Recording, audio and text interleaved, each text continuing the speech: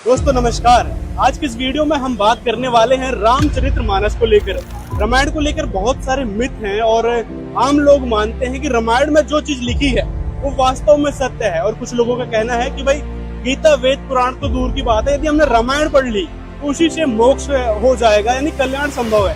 रामायण पढ़ने मात्र से कल्याण संभव जो लोग मानते हैं उनको हम रामायण से यानी रामचरितमानस से कुछ ऐसे तथ्य दिखाने वाले हैं जिनको जानकर आप हैरान हो जाओगे कि हम जिस रामायण को पढ़ते आ रहे थे, सदियों से पढ़ते आ रहे थे, हमारी कई पीढ़ी बीत गई इस रामायण को पढ़ते हुए, और हमको ये सच्चाई आज तक पता नहीं थी, तो संत रामपाल जी महाराज ने आज हमारे समक्ष रखी है। आइए हम आपको रामचरितमानस से कुछ ऐसे फैक्ट दिखाएंगे जिससे आपको खुद अंदाजा लग जाएगा कि भाई संत रामपाल जी महाराज किस लेवल के संत हैं और उनका ज्ञान किस लेवल का है। रामचरितमानस में भी ऐसे कई सारे प्रमाण मिले हैं जो हमको ये सिद्ध करते हैं कि संत रामपाल जी का ज्ञान पूर्ण रूप से प्रमाणित है। वेद से, गीता से, पुराणों से जो भी सदग्रंथ है संत रामपाल जी ने दिखाए हैं वो एक्यूरेट हैं, बिल्कुल सही है। तो आइए हम यहाँ पे एक भगत भाई है वो हमको दिखाएंगे रामचरितमानस। नमस्कार सर। सत साहिब जी। क्या नाम है जी और आप कहाँ से हैं? जी मेरा नाम सचिन दास है और मैं हरियाणा से ही रहने वाला हूँ। संत रामपाल जी महाराज जी का शिष्य हूँ। तो हम जानना चाहते हैं कुछ आप शॉर्ट में हमको प्रमाण सहित भी दिखा दें ताकि हमारे दर्शक ये भी समझ पाए कि आखिर उसमें लिखा क्या था। बिल्कुल, बुक हमारे पास अवेलेबल है, आपको हम दिखा देते हैं कुछ प्रमाण अभी। ये रामचरितमानस है, गीता प्रेस गोरखपुर से प्रकाशित होती है ये जी। ठीक है जी। इसमें बालकांड में आ जाइए आप जी। बालकांड में दोहा नंबर 143 में आप देखिए जी। यहाँ पे क्या दिखाया गया है। नेति नेति जेहि वेद निरूपा निजानंद निरूपाधि अनुपा शंभु बिरंची विष्णु भगवाना उपजहि जासु अंश ते नाना। जिन्हें वेद नेति नेति यह भी नहीं कहकर निरूपण करते हैं, जो आनंद स्वरूप उपाधि रहित और अनुपम हैं, एवं जिनके अंश से अनेकों शिव ब्रह्मा और विष्णु भगवान प्रकट होते हैं। अब देखिए इसमें स्पष्ट रूप से बताया गया है कि मनु और शतरूपा जो सतयुग में हुए हैं उनके ज्ञान का आप लेवल देखिए। वो क्या यहाँ पे इसमें रामचरितमानस में उनके बारे में बताया गया है कि वो कह रहे हैं कि उस भगवान के बारे में हम बात कर रहे हैं जिनके एक अंश से सिर्फ अनेकों शिव ब्रह्मा और विष्णु भगवान प्रकट होते हैं। अभी तक हम यही सुनते आए थे कि रामचरितमानस में विष्णु भगवान अर्थात श्री रामचंद्र जी का ही ज्ञान दिया हुआ है, जबकि यहाँ पे उनसे आगे के बहुत सारे भगवानों का प्रमाण मिलता है। और भी आपको दिखाते हैं, देखिए अगले पेज जी। ये बालकांड का अगला पेज है। हाँ जी। सुनु सेवक सुरतरु सुरधेनु विधि हरिहर बंदित पद रेणु सेवत सुलभ सकल सुखदायक प्रंतपाल सच्चराचर नायक। हे प्रभु सुनिए, आप सेवकों के लिए कल्प वृक्ष और कामधेनु हैं। आपकी चरण रज की ब्रह्मा विष्णु और शिव भी वंदना करते हैं। देखिए जी, जहां विष्णु जी अर्थात श्री रामचंद्र जी को सभी पूर्ण परमात्मा मान के अभी तक चल रहे थे, रामचरितमानस में इसके विपरीत ज्ञान दिया हुआ है। उनसे ऊपर तो बहुत प्रभु बताए हैं। आप देखिए जी, आप सेवा करने में सुलभ हैं तथा सब सुखों के देने वाले हैं। आप शरणागत के रक्षक और जड़ चेतन के स्वामी हैं। तो श्री रामचंद्र जी तो यही कैंसिल हो गए कि वो जड़ चेतन के स्वामी नहीं है। आप देखिए कई लोग ये सोचते हैं कि रामचंद्र वो राम है जिन्होंने की सृष्टि बनाई है, पर यहाँ पे स्पष्ट रूप से ये चीज प्रतिपादित हो रही है कि रामचंद्र जी से ऊपर तो बहुत सारे प्रभु हैं। और देखिए उनकी माता और पिता के बारे में इसमें बताया गया है। ये देखिए माता पिता के बारे में विष्णु जी की, रामचंद्र जी की माता पिता के तो सब जानते हैं, पर विष्णु जी जो मूल रूप में विष्णु भगवान है उनके बारे में आपको दिखाते हैं। ये देखिए आप जी। अगले पेज पे आ गए। हाँ जी, बालकांड में ही चल रहे हैं। आप देखिए जी। प्रभु परंतु सुठी होती डिठाई यद्यपि भगत हित तुम ही सोहाई। तुम ब्रह्मादि जनक जग स्वामी ब्रह्म सकल और अंतर्यामी जी।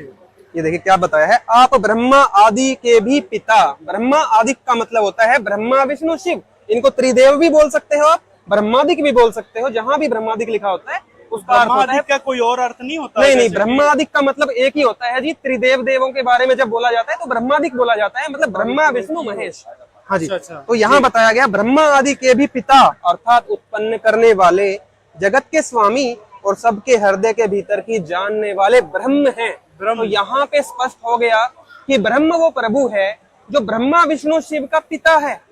अभी आपको गीता से भी आगे प्रमाणित करके दिखाएंगे यही ज्ञान क्योंकि गीता में भी प्रभु ने ये ज्ञान बताया था। ये ब्रह्म के बारे में गीता जी में भी है? बिल्कुल, गीता जी में भी का दिखा है। ज्ञान तो कृष्ण जी ने दिया है। फिर आपको गीता जी में भी दिखाएंगे आगे। जी जी। एक और आपको चीज दिखाना चाहेंगे हम। जी जी। इनकी माता के बारे में भी बताया, वो दिखाएंगे एक बार आपको। अच्छा, माता जी के बारे में भी जिक्र है। तो चलिए हम माता जी के बारे में भी देखेंगे। यहाँ पे बताया जा रहा है कि माता जी के बारे में भी लिखा है कि बिल्कुल राम भगवान यानी विष्णु जी की माता बालकांड के अंदर बारे में है। जी देखिए, पद राजीव बरनी नहीं जाही, मुनिमन मधुप बस ही जन माही, बाम भाग सोबती अनुकूला, आदि शक्ति छवि निधि जगमूला। यहाँ पे आदि शक्ति और जगमूला जो दो वर्ड यूज हुए हैं, उनको आप ध्यान से देखिए कि जिस ब्रह्म के बारे में जिक्र चल रहा है, जो ब्रह्मा विष्णु शिव के पिता हैं, उनके बारे में क्या बताया है देखिए। जी। जिनमें मुनिया के वन रूपी भंवरे बसते हैं, भगवान के उन चरण कमलों का तो वर्णन ही नहीं किया जा सकता। भगवान के बाएं भाग में, ये ब्रह्म भगवान का जिक्र चल रहा है, उनके बाएं भाग में आप देखिए हमेशा पत्नी ही विराजित होती है। उनके बाएं भाग में सदा अनुकूल रहने वाली शोभा की राशि, जगत की मूल कारण रूपा आदि शक्ति सुशोभित है। यहाँ पे श्री जानकी जी जो इन्होंने अर्थ किया है, ये अर्थ करता कि अपनी मिस्टेक है, क्योंकि अगले श्लोक में क्लियर हो जाएगा कि जानकी जी तो सीता जी का नाम है, सीता जी के बारे में बात ही नहीं हो रही यहाँ पे। तो सीता जी को कहते हैं। आगे देखिए आप। जी। जासु अंश उपजही गुण खानी, अनगिन लच्छी उमा ब्रह्मानी, भ्रकुटी बिलास जासु जग होई, राम बाम दिस सीता सोई। जिनके अंश से गुणों की खान अनगित लक्ष्मी, आप देखिए अगणित लक्ष्मी जिससे पैदा होती हैं। सीता जी तो पूरा जगत जानता है कि लक्ष्मी जी स्वयं ही आई थी, श्री रामचंद्र जी विष्णु आए थे और उनकी पत्नी लक्ष्मी जी भी सीता रूप धारण करके पृथ्वी पे आए थे। तो जिनके अंश से अनगिन लक्ष्मी, पार्वती और ब्रह्माणी, त्रिदेवों की शक्तियां उत्पन्न होती हैं। त्रिदेव देखो यहाँ भी वही जिक्र आ रहा है कि त्रिदेव ब्रह्मा विष्णु शिव, जो उनकी पत्नियां हैं, जो उत्पन्न होती हैं उनसे। तथा जिनकी बोहें इशारों से ही, बोहों के इशारों से ही जगत की रचना हो जाती है, वही भगवान की शक्ति स्वरूपा शक्ति है। इसके बारे में दुर्गा देवी के बारे में बताया गया है। आप दोनों श्लोकों से मिला के देखोगे, जगमूला और आदि शक्ति जो है वो दुर्गा देवी के नाम है। तो दुर्गा देवी, इससे सिद्ध होता है कि इनकी माता है, ब्रह्म इनके पिता हैं, और ब्रह्मा विष्णु शिव जो है वो, उनके बारे में जो गीता में ज्ञान है वो भी आपको दिखाएंगे। जी देखिए। अच्छा, गीता देखेंगे बिल्कुल सेम। देखिए जी, जो शास्त्रों का ज्ञान होता है ना, ये गीता है, वो एक दूसरे से बिल्कुल मैच करता है। परंतु संत रामपाल जी महाराज जी के अलावा जितने भी संत आज तक हुए हैं, वो खोल के बता ही नहीं पा रहे कि ब्रह्मा विष्णु महेश से ऊपर भी कोई प्रभु है। आप देखिए गीता में भी यही ज्ञान बताया है। अच्छा, गीता देखेंगे हम। देखिए गीता के अध्याय 14 का श्लोक 3, 4, 5 हम आपको दिखा। कहाँ से प्रकाशित है? तो ये भी कर देते हैं। देखिए कोई डाउट नहीं है, हमारे यहाँ पे सारी पुस्तकें गीता प्रेस गोरखपुर से आ रही है। जी ठीक है जी। जय दयाल गोविंद जी इसके अनुवादक है। कोड नंबर 17 ये आती है, आप कहीं से भी ले सकते हो, ये बहुत प्रसिद्ध पुस्तक है। नहीं, वो लोग कहते हैं भाई ये संत रामपाल जी अपनी बुक छाप देते हैं। देखिए जी, आम आदमी जब इसको चेक करेगा तो वो तो नहीं कह सकता, पर जी जी ठीक है, देखते हैं। नकली गुरु है वो तो कहते ही हैं। देखिए जी, नकली गुरुओं का तो अब, क्योंकि देखिए जी धंधा जिसका चौपट हो रहा है, क्योंकि झूठ के ऊपर जिसका धंधा चल रहा है, लोगों को नास्तिक बना रहे हैं वो गलत साधना करवा के। अब संत रामपाल जी महाराज सच्ची भक्ति बता रहे हैं, तो थोड़ी तकलीफ तो उनको होने वाली है, परंतु ये जगत के कल्याणकारक के लिए है, तो इसलिए हम इसको देखते हैं। जी। ये 14वां अध्याय है इसका, गीता जी का। आप इसके श्लोक नंबर 3 पे आ जाइए।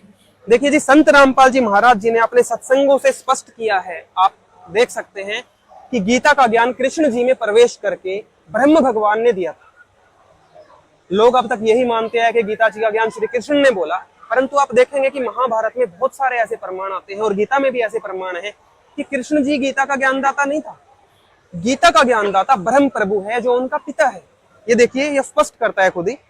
ये देखिए, पहले तो आपको ब्रह्म का एक बार स्पष्ट कर देते हैं। जी का ही ज्ञानदाता बदल दिया, सभी लोग मानते हैं कृष्ण जी हैं। एक बार आपको गीता के ज्ञानदाता का ही बता देते हैं, वो अपने आप को ब्रह्म बताते हैं। अभी आपने श्री रामचरितमानस में देखा कि ब्रह्म जो है वो दुर्गा का पति है और ब्रह्मा विष्णु शिव के पिताजी हैं। वहाँ पे लिखा गया है। ये देखिए, अब ये गीता ज्ञानदाता जो प्रभु है, अब एक बार आपको अध्याय 8 दिखाना जरूरी है इससे पहले जी, वरना लोग डाउट में आ जाएंगे कि भाई ये ब्रह्म कहाँ से लाते हैं गीता में। बिल्कुल, ये देखिए, ये तो लाएंगे, वो डाउट आएगा उनके मन में वैसे। ये देखिए अध्याय 8 और श्लोक नंबर 13 आपको हम अभी दिखाएंगे। अध्याय 8 श्लोक 13 हम देखने वाले हैं। ये देखिए, ओम इति एकाक्षरम ब्रह्म व्याहरन माम अनुसमरण यह प्रयाति त्यजन देहम स याति परमाम गतिम। यहाँ पे प्रभु बता रहे हैं गीता ज्ञानदाता कि ओम इस एक अक्षर रूप ब्रह्म को उच्चारण करता हुआ और उसके स्वरूप मुझ निर्गुण ब्रह्म का चिंतन करता हुआ शरीर को त्याग कर जाता है। अर्थात ओम जाप यहाँ पे ब्रह्म का बताया गया है और गीता ज्ञानदाता कह रहा है कि मेरा यह मुझ ब्रह्म का यह एक अक्षर का ओम मंत्र है। तो आप देखिए ओम मंत्र भी ब्रह्म का है और गीता ज्ञानदाता भी ब्रह्म सिद्ध हो गया। यहाँ पे कह रहे हैं ये मेरा मंत्र है, मैं ब्रह्म हूँ। यहाँ पे इन्होंने अपने आप को ब्रह्म कहा है। और देखिए अब आपको दिखाते हैं एक और प्रमाण कि ब्रह्म जो है उसको काल भी कहा गया है, क्योंकि वो काल बिल्कुल, क्योंकि उसको जीवों के आहार करने का, सूक्ष्म शरीर से गंध निकाल के खाने का जो उसको श्राप लगा है पूर्ण परमात्मा के द्वारा सतलोक में, उसके कारण उसको काल ब्रह्म कहा जाता है। वो भी आपको दिखा देते हैं, स्पष्ट कर देते हैं। ये देखिए, क्योंकि जब तक आप ये नहीं देखोगे तो आप उस प्रकरण को समझ ही नहीं पाओगे जहां पे वो ब्रह्मा विष्णु शिव और दुर्गा देवी को अपनी पत्नी और पुत्रों के रूप में जो प्रतिपादित कर रहे हैं गीता जी के अंदर, वो आप तभी समझ पाओगे जब आप ब्रह्म को समझ जाओगे और काल को समझ जाओगे। ये देखिए जी, गीता अध्याय 11 श्लोक 31 पहले देखिए।